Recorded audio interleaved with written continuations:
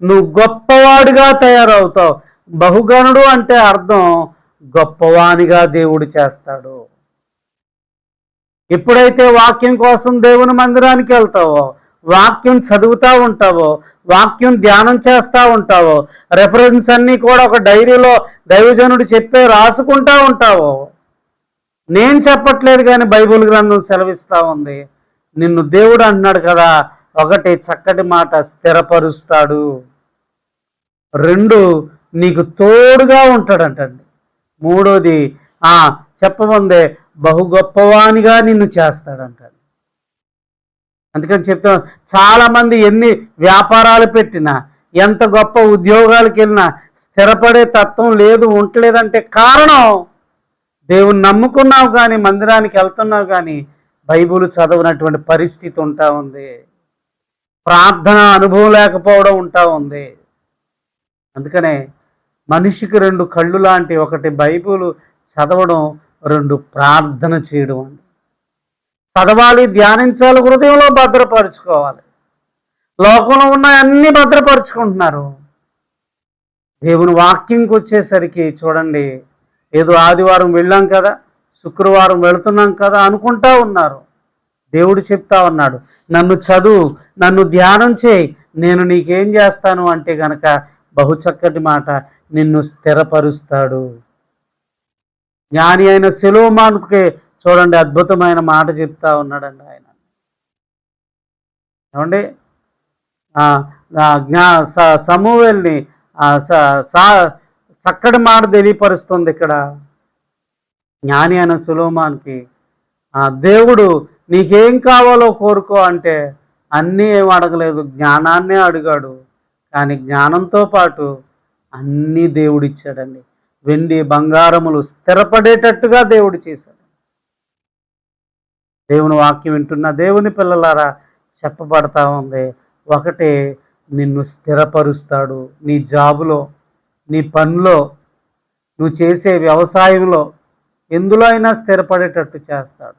దేవుణ్ణి కాదనుకుని లోకానితో పాటు ప్రయాణం చేస్తూ ఆదివారం వచ్చేసరికి అన్నీ విడిచిపెట్టుకుని బయటికి వెళ్ళిపోతే కనుక నువ్వెంత కష్టపడినా, నీ తెలివితేటల చేత ఎంత జ్ఞానమైనా, ఎన్ని రకాలుగా ప్రయోజనం చేసి సంపాదించాలన్నా ఏమవుతుంది అంటే కనుక స్థిరపడే అనుభవాల్లో ఉండవు. సిల్లి సంచిలో వేయబడినట్లుగా నీ డబ్బంతా వెళ్ళిపోతూ ఉంటుంది. అందుకని దేవుడు చెప్తున్నాడు, ఒకటి స్థిరపడేటట్టు చేస్తాను, రెండు నీకు తోడుగా ఉంటాను, మూడు ఆయన అంటున్నాడు కదా బహు చక్కటి మాట, నిన్ను గొప్పవాడిగా చేస్తాడంటండి, నిన్ను ప్రయోజకుడిగా చేస్తాడంటండి. దేవుని బిడ్డలారా, ఈ మంచి సమయంలో ఎంత చక్కటి వాక్యం వింటున్నామండి. గొప్పవాళ్ళు అవ్వాలంటే ఏం చేయాలంటే కనుక ఒకటే చెప్తా ఉన్నాడు, తనను తాను తగ్గించుకునేవాడు హెచ్చించబడతాడు. తనను తాను హెచ్చించుకునేవాడు ఎప్పుడూ తగ్గించబడతాడు.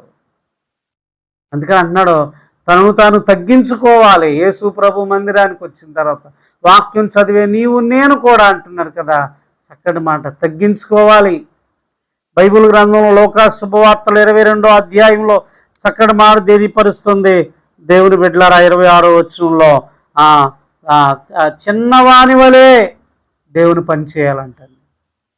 ఇంకో మాట ఉంది, చక్కటి మాట. అందుకనే మత్తయి శుభవార్త చూడండి, దేవుని గ్రంథంలో చెప్తా ఉంది 23వ అధ్యాయం 11వ వచనంలో చెప్పబడతా ఉంది కదా, తనను తాను తగ్గించుకునేవాడు హెచ్చించబడతాడు.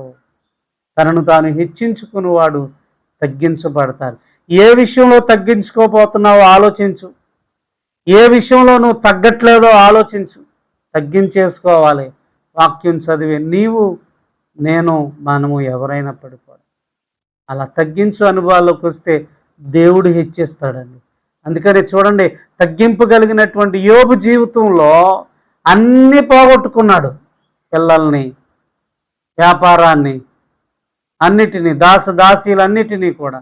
కానీ ఏం చేశాడు దేవుడు అంటే దేవుని కొరకే ఒక మాట కూడా మాట్లాడకుండా ఉన్నాడు కనుక దేవుడు హెచ్చిస్తా వచ్చాడండి. యోబు గ్రంథము 1వ అధ్యాయం 3వ వచనంలో చక్కటి మాట, తనకి ఎంత ఆస్తి ఇచ్చాడో రాయబడతా వచ్చిందండి.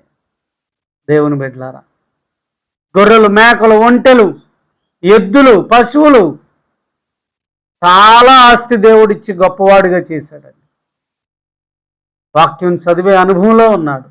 వాక్యం నేర్చుకునే అనుభవంలో మనం కూడా రావాలి. నా మాటలు ముగించే ముందుగా చెప్తా ఉన్నాను, దేవుని బిడ్డలరా, ఆలోచించండి.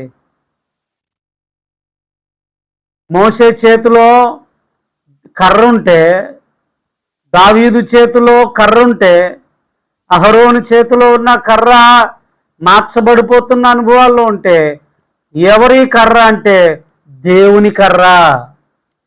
ఇప్పుడు మన చేతిలో ఏముండాలంటే పరిశుద్ధ గ్రంథం ఉండాలి, బైబుల్ గ్రంథం ఉండాలి. అన్నయ్య ఉంటే చదివితే వింటే ఏంటి అంటే కనుక దేవుడు చెప్తున్నాడు చక్కటి మాట. దేవుని బిడ్డలారా అర్థం చేసుకోండి. ఒకటి, నీకు తోడుగా ఉంటాడు, స్థిరపరుస్తాడు, బహు గొప్పవాడిగా చేస్తాడు. ఎవరిని గొప్పవానిగా చేశాడు అంటే గనక యోబును గొప్పవానిగా చేశాడు, దావీదును గొప్పవానిగా చేశాడు. దేవుని బిడ్డలారా, అబ్రహాముకి అంత సంపద ఐశ్వర్యాన్ని ఇస్తా వచ్చాడు, నీకు నాకు ఇస్తాడు. తప్పనిసరిగా బలపడదాం, దీవించబడదాం, ప్రార్థన చేసుకుందామండి. మహాపరిశుద్ధుడు అయిన మా ప్రేమ కలిగిన మా తండ్రి, ఉన్నతమైన మీ నామానికి వందనాలు నాయన.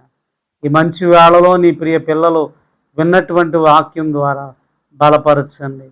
లోకంలో ఉన్న వాటిని కాకుండా నాయన పరిశుద్ధ గ్రంథమైన మిమ్మల్ని ధ్యానం చేస్తూ చదువుతూ, అయ్యా ప్రతి విషయంలో మీరు ముందుండి మీ బిడ్డల పట్ల అద్భుతాలు చేయమని, ఇప్పుడు వరకు చదవకుండా వాక్యం వినకుండా లోకంలో ఉన్న వాటి వైపు తిరిగితే గనక మన్నించండి. ఇక నుంచి నీ వైపు తిప్పుకొని నువ్వు గొప్పవానిగా నీ పిల్లల్ని చేయమని యేసుక్రీస్తు నామంలో ప్రార్థించి వేడుకొని పొందుకుంటున్నాం పరమ తండ్రి.